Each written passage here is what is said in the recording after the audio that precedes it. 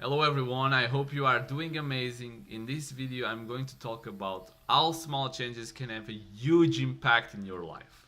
I will give you a quick context here in a few things. Usually I say that people change for two reasons. One of them is inspiration, the other one is desperation. But then I will add a third one, that is the small changes. That's another reason why people change as well. So the first one, to give the context as I was telling you, inspiration. Some people, they see someone famous like an Olympic athlete, a professional athlete, or a spiritual leader, or a president of a country, or someone, for example, like Martin Luther King, Dalai Lama, Nelson Mandela, Michael Phelps, LeBron James, and they say, I want to be like him, so I'm gonna start to exercise, eating healthy, play every single day, and they actually take action based on that. And there are many people out there like that, but it's not so common and it's not for everyone. Then we have desperation, and desperation is way more common among us, let's say, common people who are not so inspired and so easily can change.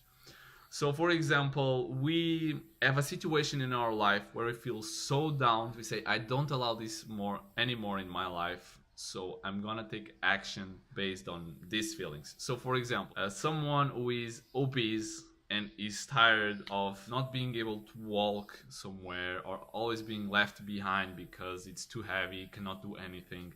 And he says, I don't allow this more myself. I'm tired of this. I feel really bad. So they start to take action in order to have different results. But I won't talk about those changes here because they are not so often as most people would like. And in this video, I'm gonna talk about the third one, that is the small changes. And actually, these are the ones that most impact our life, but it's the one that we neglect at all. It's how people start to smoke, it's how people start to drink, it's how people also start to do good things, not only bad ones. So I'm gonna focus on the good things here actually. Let me give you an example of a small change that I did for myself on fitness, since it's the area where I coach people, so I'm gonna give fitness examples. When I started to exercise and eating more healthy, I remember the first time I tried oats, I almost throw up. So I was this guy for 15 years of my life. I was eating Shokapik. And I don't know, maybe I read it online or something. I thought, oh, eating oats, it will be great for me. So I remember I bought them, I was having breakfast, I tried them, and when I put that on my mouth, I was like, what the heck is this? I just run away to the toilet and I wanted to throw up. I didn't throw up, but I had the feeling. Like, it was disgusting. Disgusting. But what did I do there? I didn't quit. I didn't say, oh, this is not for me. See? Because the first thing for us to change, in order to change, is to believe that we can do it. And a lot of times people get negative on themselves and they say, this is not for me, I cannot do it. And if you reinforce that belief in your mind, you won't change. It will be very difficult. So I'm glad that maybe I wasn't conscious about it at the time, but I said, no, I will find a way to eat this. If other people can do it, I can do it as well. So what I did, it was, instead of just going from 80 to 800, of basically eating something very sweet and tasty as Shokapik and going to something not that much tasty at that time, from like one to the other. So what I did, I started to add a little bit of oats every single day to my cereals. And what happened, it was day after day, I started to decrease the amount of Shokapik that I put on my bowl, and I started to add more oats. I don't remember exactly how much time it take me to stop completely eat Shokapik, but I think it was like around after 3 weeks I was able to eat only oats without Shokapik at all. That was a big win for me. See, but for me to get that big win, where did I first started? I started in the small change, and I believed that it would be good strategy. Now, if most people don't believe it will take them nowhere, then it won't.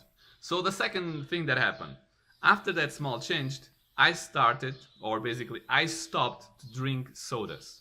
Yes, things like colas, Fantas, and some other things that are in Portugal. I used to drink that a lot. Nowadays, I don't know. I think I don't drink it maybe for 7, 8 years. You know what I did? I basically said, I'm not buying this anymore. I'm drinking these empty calories, this is not good for my health, it's only sugar, it's getting me addicted, and I just want more and drink more every time. So I said, I'm not drinking this anymore. But I just didn't expect to stop drinking that and handle it very well.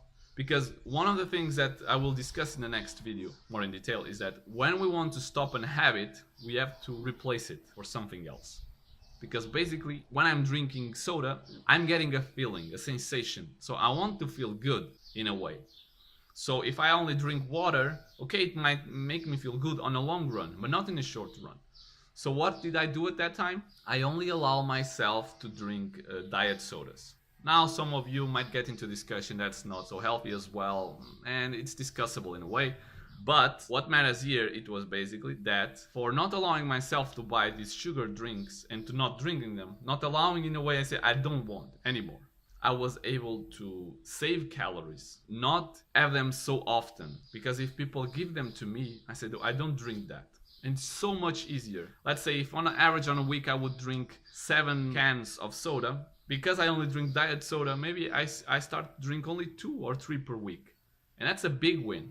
A big win. Because what happens with these habits is that after some time, we reinforce good behaviors with more good behaviors. And we reinforce bad behaviors with more bad behaviors. As an example, there is a peer review of more than 200 studies out there. And one of the things that they found out is that people who, for example, start to eat more healthy, after some time, they start to exercise as well. And after that, they also start to either, for example, clean more their house or to be more organized. So basically, those people start with the little thing, and with time, they increase what you can consider good behaviors in their life. But in the other way, for example, if you look to people who start to eat junk food, a certain product, how many times do you find yourself just wanting and eating more of it? You know why? Because we are creators of habits, as I'm always saying, and our brain gets rewarded by this rush of feelings, these rewards. So we eat a little bit of junk food, we go to McDonald's, and we only eat, I don't know, the Big Mac. Next time we go, we start to drink Big Mac with soda and French fries. And after maybe 1 month, we had on top of that a McFlurry. And we increase the amount of times we go. Maybe some people only go once per week, which is already a lot. And they start to go twice per week. Or when you see it on a street, you say, oh, there is McDonald's there, I'm just gonna eat there. And without you even thinking, you are reinforcing this pattern of more bad behaviors with time. So where I'm leading with all of this is that when on my coaching, sometimes I say, we are not going to change your diet. We will only start by changing your breakfast. I want you to pay attention on that and believe in me, because those small changes won't only lead you to a tiny bit change. When I'm doing that with you, I'm expecting that you will start to see the importance of doing small adjustments and how that can start to lead you to other results. For example, if some people don't exercise at all, and they haven't done it in many years, and they get to me and they say, I want to start to exercise 5 times per week or something. I mean, that's out of their mind. It won't work. It won't work. I'm sorry to tell you that, but it won't. And the reason is simple. You don't have the habit of exercise. And if you do something where you either are not inspired or desperate, then you will quit after some time, because you really don't need it that much. You are not obese at that moment. So what I do instead, I say people, okay, let's start with 2 workouts per week. Yes, you heard me right. Only 2 workouts per week. And you think it won't take you anywhere? No, it will.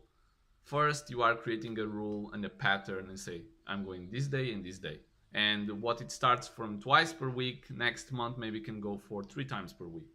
And then after, 6 months or something, we add for 4 times per week. And that's the goal. Now, how often do you see people starting 5 times per week? Then they just don't go one day.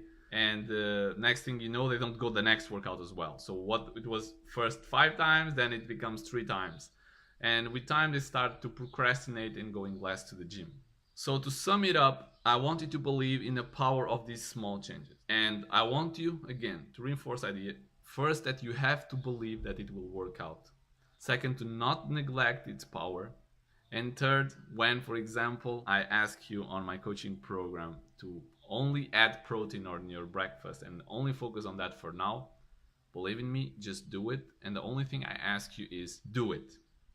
Just focus on that.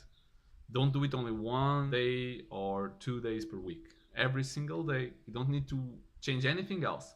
For now, I'm asking just add protein every single day to your breakfast. And by doing that, after a few weeks, you will start to see, you will pick up the rewards. From there, we'll add another thing and change this and that and that. And after 6 months, maybe you will see that your life changed a lot.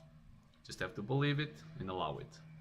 That's it for this video, guys. I hope it's helpful and we see each other on the next one. So take care, guys. Bye.